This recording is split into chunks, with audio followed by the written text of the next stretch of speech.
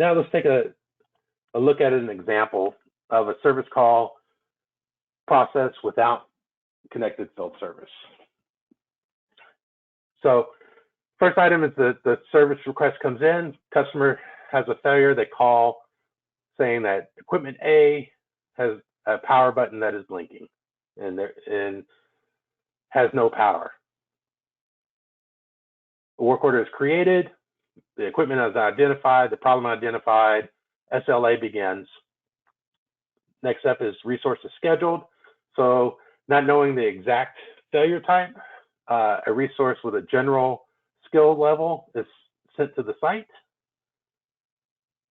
The resource takes 1 day of travel to get there and another day to perform the service. While they're on site, the technician discovers that widget A is the root cause of the issue and requires to be replaced. Bad thing about that is widget A requires a certified resource to replace widget A, so you get credit from the manufacturer when replaced. Resource orders the part is shipped next day, but because the resource does not have the certification, another resource has to be dispatched to the site. Again, it takes a day to get there, and they replace widget A and send it back with an RMA, and then they close the ticket. If you look down just below the overall workflow, you'll see that I have it broken down, the cost.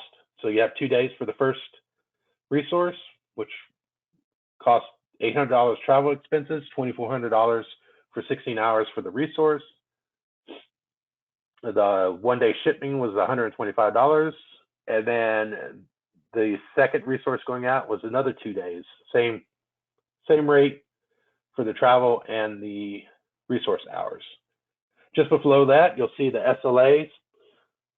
You're signed up for a 24-hour response, 48-hour repair. The actuals for this call, they responded within 18 hours, which is good, but the repair was 120 hours, which is a breach of contract. So you receive penalties. Now let's look at this same call, but with connected field service. An IoT alert is received with an error code 501 for the equipment, which indicates a faulty widget A.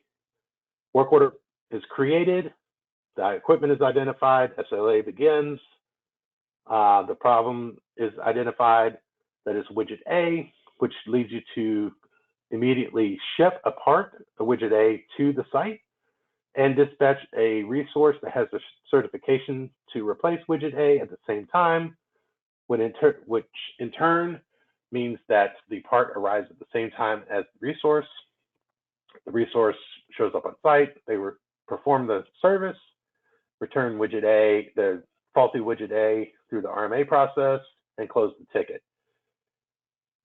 Only difference here, as you see, the cost, it's you only had to pay for 2 days instead of 4 days for your resources. And also the SLAs, the actuals, you responded within 18 hours, but the repair was 40 hours. No breach of contract and no penalties. So in the comparison, there's no manual process in the second example. The correct resource was dispatched, which increases the first time fixed rate, decreases the total cost of the repair by $3,200. The code identified the required part, so the part was shipped to meet the resource at the site. And the repair time was 80 hours faster, which increases your uptime availability and ensures SLA repair time was met.